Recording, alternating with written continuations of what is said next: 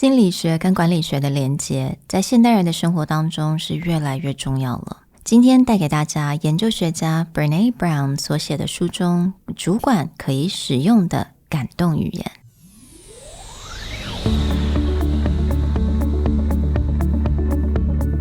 Hello， 欢迎来到 Executive Plus 主管与沟通力的 Podcast。I'm Sherry, an educator, certified coach, and style enthusiast. 我相信专业有效的沟通是语言跟逻辑的完美结合。And I'm Nick, a startup consultant, corporate trainer, and late-night gaming junkie. I believe great communication requires the right mindset and solid frameworks. 我们希望带给大家职场英语的技能、跨文化沟通技巧与其他能帮助您成为出色领导者的工具。Join us each week as we share our experience, research, and methodologies to take your communication and language skills from good to great.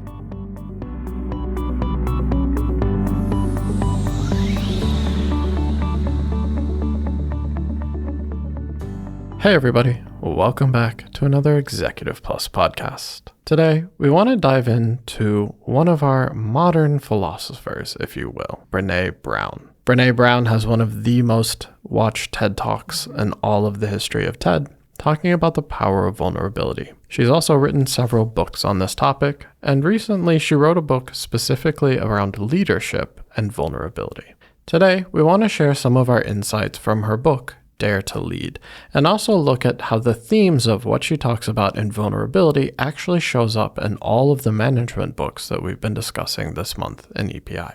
其实这本书呢，它是4年前出版的，但是当我在做这些所有的研究啊，读所有的管理书的时候，我就会发现这本书它等于说是在讲一个很重要的一个 element， 也就是 trust and candor。那我们在其他的 EPI episode 已经提到了 the importance of trust, importance of candor. And of course, this book talks about vulnerability. 那 vulnerability 这个词其实是在很多的管理学啊 executive 是不太敢讲的，大家也不太敢想要承认自己是一个很 vulnerable 的人 right? 你会感觉好像有一点 raw, like you feel exposed when you talk about vulnerability. But that's exactly what this book is about, is actually talk about the importance of embracing vulnerability as a manager.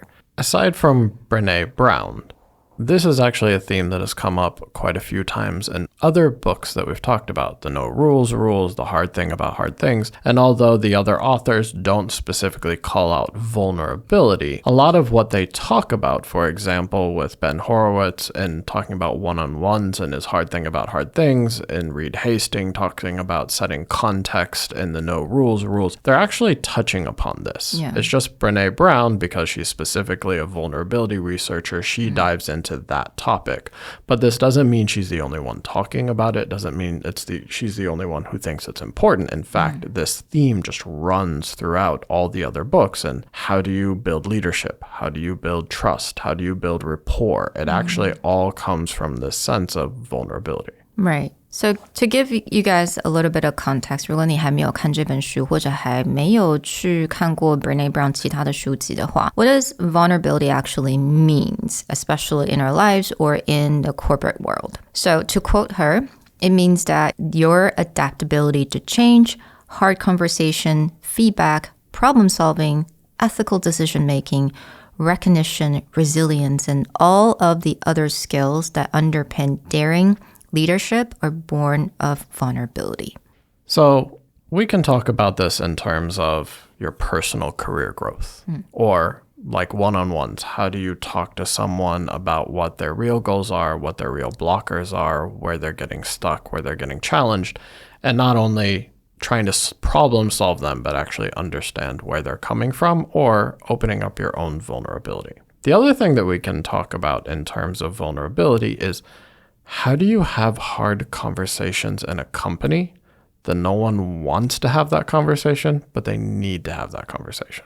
So speaking of having really difficult conversation or giving feedback or asking for feedback, especially in this world of uncertainty, 其实我们在明天也就是 EPI 的 episode 当中，我们会提到另外一本书是 Making of the Manager， 它里面就会有更详细的，比如说我们在跟老板或者是我们是老板跟下属做这些 one-on-one 的时候，我们应该要有问什么样子的问题。 And this is something that has come up in a few, not only the book we'll discuss about in EPI tomorrow, but a book that we've discussed before, which is when it comes to one-on-ones, a lot of people will start defaulting towards just having a status update. But getting into something that gets discussed in this book, Dare to Lead, focusing around vulnerability and giving feedback when it's hard or receiving feedback when it's hard. This also ties into another book that we talked about in EPI, The Hard Thing About Hard Things, where he talks about you should avoid status updates completely in one-on-one meetings because it means you're not actually having the conversation about somebody's growth. And he also brings up another theme that very often people get promoted into a position where they can no longer excel and then they get stuck there because someone just kept moving them up a ladder until they got somewhere that they were comfortable, or where they were no longer excelling and then they just are left there without challenging whether it's the feedback. Again, if someone has just been success after success after success and then they hit a wall, most people have a hard time discussing that wall because they're not used to that sort of pushback or they're not used to hitting a wall so hard. So when it comes into vulnerability, you actually have to be ready for that. That sometimes the hardest conversation is not because someone is a bad long-term performer, but it's actually they're a superstar performer. And when they hit that wall, no one wants to recognize that it happened. And one thing I really wanted to highlight is the importance of vulnerability and actually how critical it is in a creative environment. 那如果有听我们 EPI episode 关于到 No Rules， 你大概也会听到相同的这样子的一个 idea， 也就是当你在一个创造领域的时候，你有太多的规则反而会降低你的 creativity. And I think it kind of ties in here because, and she mentioned it in the book, when you think about creativity actually equals uncertainty. Or innovation equals uncertainty. If it's certain, there's no innovation. And this is also true for someone's growth, which means if it's a guarantee that they're going to be the best at the best, then you're not actually growing them. You're just setting them on the easiest path possible. But back to that idea of innovation. Sometimes in order to be creative, you have to be willing to put yourself out there to do things that you don't think will work or to push the envelope a little bit about something that has a gray area. So we all talk about the success of Uber. Of course, later the founder Travis Kalanick becomes a very controversial figure, but a lot of people talk about he was very good at thriving in a gray area, maybe sort of towards a problematic thing, but he needed to live there. Otherwise, Uber wouldn't exist. And for better or worse, whether you like him as a figure or not, ride sharing as an entire existence came because of living in this gray area or finding ways to bend rules. Now, it doesn't mean that you need to break any rules or do anything problematic, but it also means that certain conversations about like company ethics, corporate ethics need to happen. Right? So we've had a few episodes on greenwashing. It's very easy for someone to go, oh, we're going to plant a tree, or, oh, we're a very sustainable company. It's much harder for that company to actually look at its own practices and decide whether it is being environmentally sustainable or whether its own practices are problematic. That's a conversation most people don't want to have. It requires vulnerability because it requires a company and let's say a leadership team to go, maybe we're wrong. Maybe we've done things incorrectly. There's an interesting thing recently with Apple, right? Apple did a great job. We talked about their video on sustainability, but now a lot of people have been pulling apart their new sustainable products and wondering whether it's actually better for the environment than, let's say, a leather good. Now, when it comes to these ethical decision, the gray area, 我觉得 vulnerability 就变得非常的重要. You have to actually embrace this in order to be more comfortable to talk about these ethical decisions, right? So today in our episode, we wanted to introduce some language that you could start introducing to your team to get people a little bit more comfortable in this mentality. One of the first things that comes up is giving context for what you think vulnerability is. If you go into a meeting and be like, oh, we're going to be really vulnerable. And then the example you give, or you just expect other people to go, they're still not going to be comfortable. They're not really going to open up. And so making sure that everyone in a room is on the same page of what does it mean to be vulnerable, or how do you as a leader see vulnerability? Just by saying, I grew up believing vulnerability is, and then explain what you're trying to build there. How much candor, how much trust, how much openness do you expect and can you show? Brene Brown actually used this particular question to kind of set the context and to kind of to see what vulnerability means to her team or to the company that she's training at. 那其实蛮多人你会发现有很多的一些答案都是 I grew up believing vulnerability is weakness 或者是一个很不好的一个字等等的，尤其是对于可能是男生，那不同文化有不同的答案。But understanding where they're coming from, that's step one. Because very likely, not everyone's going to be on board with this whole, like, let me be vulnerable and raw. Because to everyone, that just means different things. Especially in a corporate environment where a lot of companies pride themselves on being pretty cutthroat. Right? Like there's someone who's trying to climb the ladder. There's someone whose commission matters on potentially taking down other people. So to introduce this is always going to have some kind of pushback. Right. Another sentence that you can ask your team, and also in a one-on-one as well, is what does support from me looks like, right? 这个是个 ultimate 的 coaching question. 但是因为并不是所有的人在需要帮助的时候知道他自己要什么样子的帮助。很多的时候他可能只是来 complain. They tell you what went wrong or who's doing what, but really they're are asking for support, they just don't know how to say it. This question is critical because the way that people feel helped, the way that people feel supported is different from person to person. Some people want to go into this type of situation, talking to their manager, talking to their leader, and they just want a sounding board. Maybe they actually have all the ideas or they know what the right decision is and it's just hard. They just want to talk it out. Other people are showing up specifically for instruction. The way that they feel supported is, I need a decision on the next step, or I need you to take action or push another person for me so that I can get this done.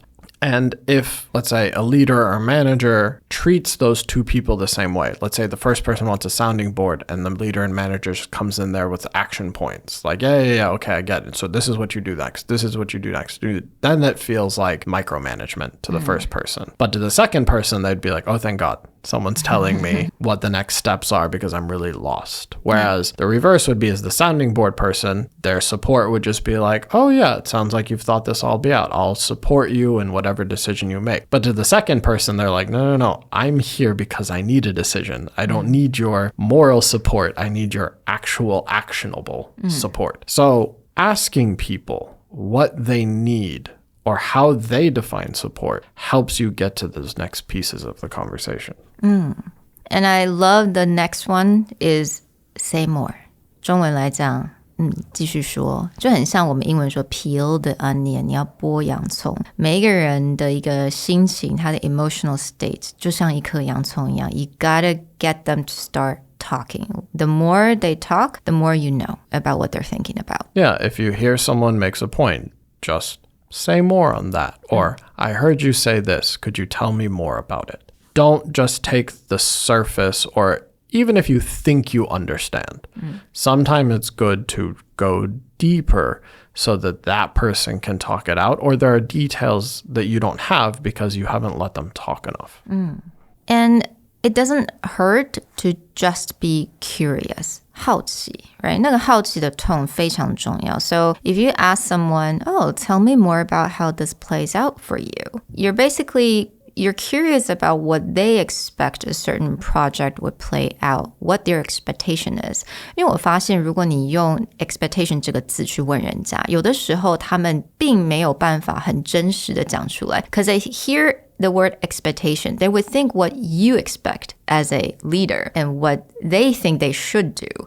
But that's not exactly what they're thinking at the same time. Right. And so what's interesting for this and the previous thing, say more is like you're zooming in on the details. I want more information about that. Tell me more about how this plays out is almost like zooming out and looking at the broader picture, which means like, where is this going? Or what are the ideal outcomes for you? This is a question that we end up asking people all the time, which is just like, what's the end game? What's the ideal outcome? How does this play out? And what does that mean for something? So actually, again, zooming in, zooming out, looking at the details when you think someone can say more, and then asking them for the larger context when you think they can explain where is this all going. Now, a lot of times when you're having a hard conversation and, you're in a meeting and you feel like it sucks, but I have to get through it, right? I have to get through the meeting. So you keep pushing and pushing for the sake of having that conversation. 但有的时候一些很困难的一些题目或者一些 conversation, 你并不一定马上就要解决. Give it time. So actually, circle back. Circle back is a very powerful phrase that you can say, let's circle back next week after the weekend, after we can think it through. Yeah, as Sherry said, a lot of times people will make the mistake is just because you're having the hard conversation, people just want to get it over with. Yeah. Be like, okay, so we're having it, we're in it, but we got to get this done. A lot of hard conversations, and this is back to the idea of creativity and innovation, they take time. Sometimes that's a reoccurring conversation that you even need to carve out. Be like once a week or once a month, we're going to circle back and we're going to look at these hard conversations again and also what we've learned between now and the last conversation. It's almost like counseling for people, right? You can't just do the hard work once to reflect on yourself or reflect on a relationship. This is something you have to come back to over and over again. Well, we hope that you enjoyed part 1 of us looking at the book Dare to Lead. And what does it mean to have vulnerability and what does that affect in your corporate environment? In a follow-up episode, part 2 of Dare to Lead, we're actually going to talk about what does this mean for your meetings? What does vulnerability have to do with leadership within a team, in a company, or within a meeting? I'll talk to you guys next time. Bye. Bye.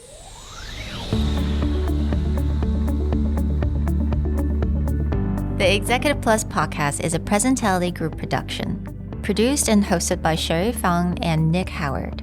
You can search us on Facebook, 主管英文 Executive Plus. You can also find us on Instagram, Communication R&D, and email us at sherry@epstyleplus.com.